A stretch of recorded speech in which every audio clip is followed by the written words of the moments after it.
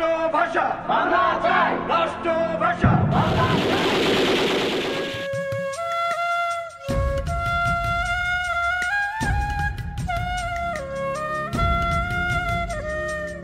সবাইকে স্বাগত জানাচ্ছি কথা প্রকাশ নিবেদিত মেলার মাঠে মুখোমুখিতে। এই আয়োজনে আমরা মেলার গুরুত্বপূর্ণ বই নিয়ে গুরুত্বপূর্ণ লেখকদের সাথে আলাপ করি। আমার সাথে এই মুহূর্তে আছেন আমার নিজের খুব প্রিয় মানুষ, কথা সাহিত্যিক আনোয়ার সাদাত। সাদাত ভাই কেমন আছেন? আমি ভালো আছি, ধন্যবাদ। কবে আসলেন এই বঙ্গদেশে? 3 দিন আগে, 1 তারিখে, ফেব্রুয়ারি 1 তারিখে আসছি, ফেব্রুয়ারি 28 তারিখে যাব। মানে প্রতিবার যখন একজন প্রবাসী দেশে আসে সে শেকড়ের টান অনুভব করে, বুকের ভেতর থেকে নাভির কাছ পর্যন্ত আসা একটা শিরশিরের টান অনুভব করে। এবার কেমন লাগলো? আপনি যেভাবে বলছেন টানটা একই রকম আর কি, আর কিভাবে বলবো আমি জানি না। আমি অবশ্যই এর ভিন্ন ব্যাখ্যাও দিতে পারি। মানে টান আসলেই আছে কিনা, টান আসলেই আছে কিনা সে ব্যাপারে আমার সন্দেহ আছে। জাগতিক অনেক কিছু মিলেমিশে মনে হয় যে টান, কিন্তু প্রকৃত টানটা কিভাবে ব্যাখ্যা হতে পারে কার পার্সপেক্টিভে সেটা নির্ভর করে। ফলে আমি ঠিক টান ব্যাখ্যায় যাব না। আমি বলবো যে বোধ করা, আশা, এর পেছনে বাড়তি কোনো বিশেষায়নের টান নয়। আমরা সাজোয়াতলে মুরগা পড়েছি, আমরা হেলে চাষার জোয়াল বৃত্তান্ত পড়েছি, আমরা ক্যানভাসার গল্পকার পড়েছি, আমরা আপনার নানা রকমের গল্প পড়েছি। এবার বইমেলায় কোনো নতুন বই বেরোচ্ছে? বহু বছর নাই, আমার প্রায় 20 বছরের মধ্যে। কোনো কেন আপনার এই দশাটা কেন? আমি এটা জিজ্ঞেস করার জন্য আপনাকে ডেকেছি। এটা আমি অফলাইনে বলি সবসময়, যদি ব্যক্তিগতভাবে কেউ আমাকে প্রশ্ন করে। আমাদের শোটা অফলাইনের মতোই শো। ওকে, তারপর আমি বলি যে আমি একটা ল্যান্ডে থাকি কত বছর আপনার জানা আছে কিনা? প্রায় 33 বছর। 33। তো 33 বছরে প্রায় আমার জীবনে বা অধিকাংশ সময় 15-16 বছর বয়সেও তো মানুষ লেখক হয়ে ওঠে, 25 বছরে পূর্ণাঙ্গ লেখক হয়ে ওঠে, 30 বছরও। তার মানে তার চেয়েও বেশি সময় ধরে আমি সেখানে থাকি। ফলে মানুষ হিসাবে আমার এক ধরনের পরিবর্তন হয়েছে। সেটা সাংস্কৃতিক পরিবর্তন, মানবিক, সব কিছু মিলিয়ে জ্ঞান, লেখাপড়া এবং বসবাসের দিক থেকে।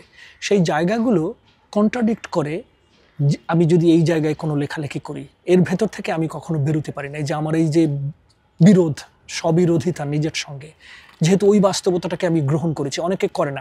আমি বলি এটা ডিনায়াল, যে তুমি থাকো এক দেশে, বসবাস করো আরেক দেশে, তুমি থাকো এক দেশে, ভাবো আরেক দেশে।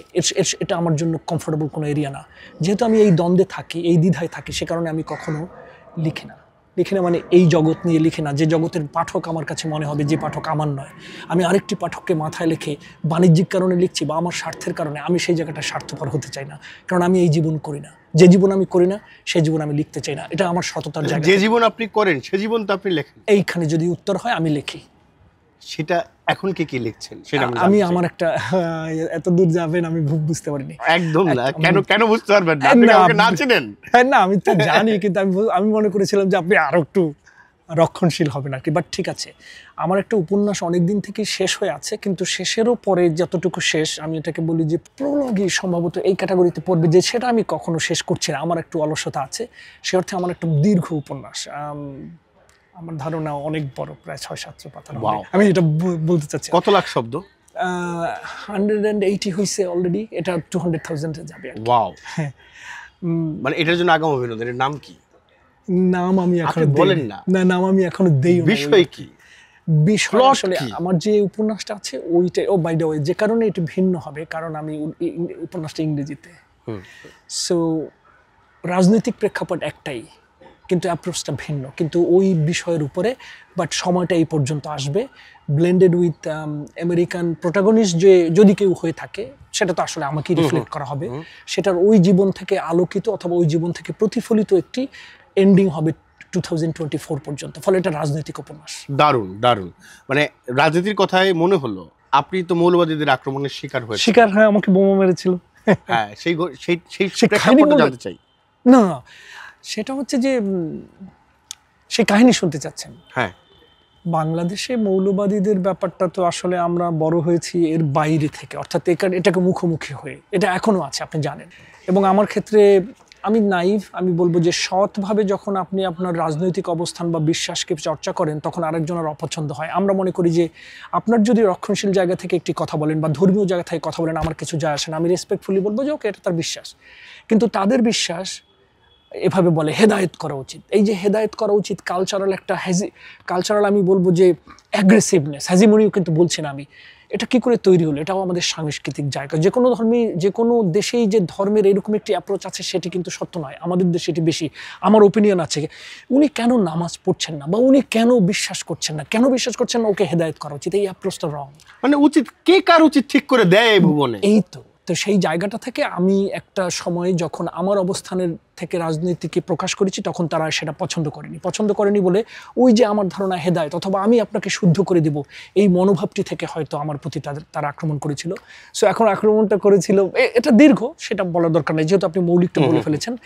আমি যখন অফিসে, তখন আমার অফিসে বোমা মারা হয়েছিল। নিশ্চয়ই একজন লোকের অফিসে বোমা মারা হলে উদ্দেশ্যটা কি? এমনি আদর করে মারা?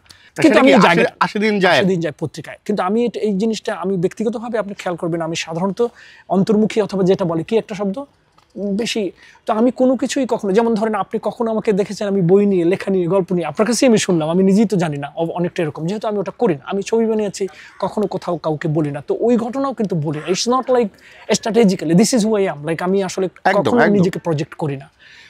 সে আক্রমণ করা হয়েছিল যেহেতু আমার একটি রাজনৈতিক অবস্থান তাদের পছন্দ হয়নি, সেই জায়গাটায় ওরা আমাকে মনে করেছে আমি রং, এবং ক্ষুব্ধ হয়ে সম্ভবত আক্রমণ করেছিল। আমি আর তো কিছু বলতে পারবো না। না, একদমই মানে কিন্তু এখনো আমরা সেই পরিস্থিতি থেকে তো বাইরে না, বরং এটা বাড়ছে। হ্যাঁ, বরং এটা বেড়েছে।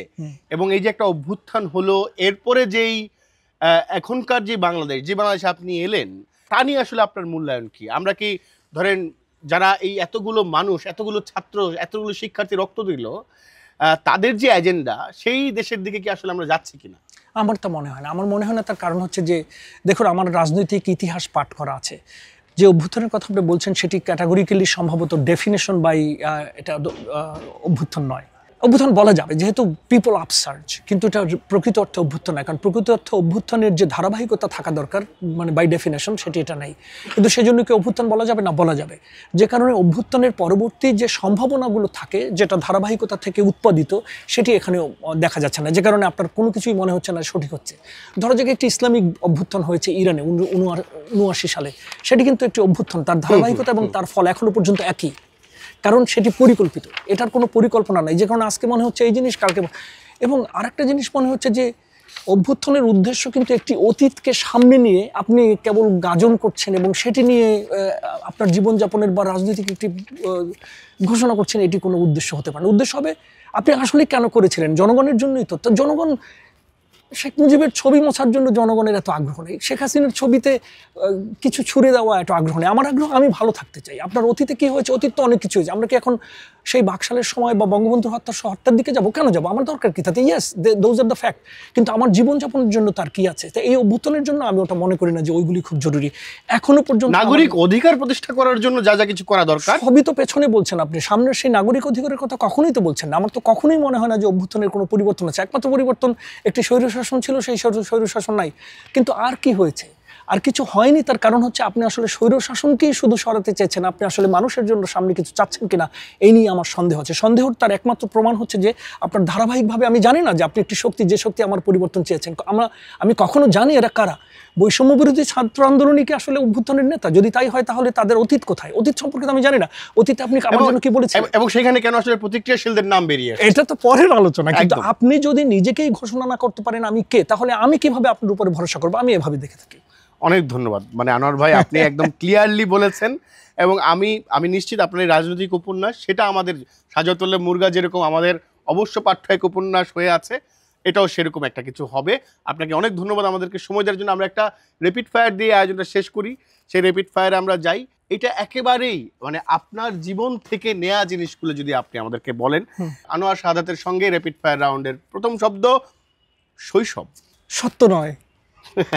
কেন শৈশব কেন সত্য হবে না? প্রতিটি মানুষের শৈশবের যে সম্ভাবনা বা যে ভিত্তিকে প্রত্যাশা করা হয়, আমার সেটা ছিল না, সেই জন্য আমি বলি সত্য নয়। কিন্তু তাও সত্য।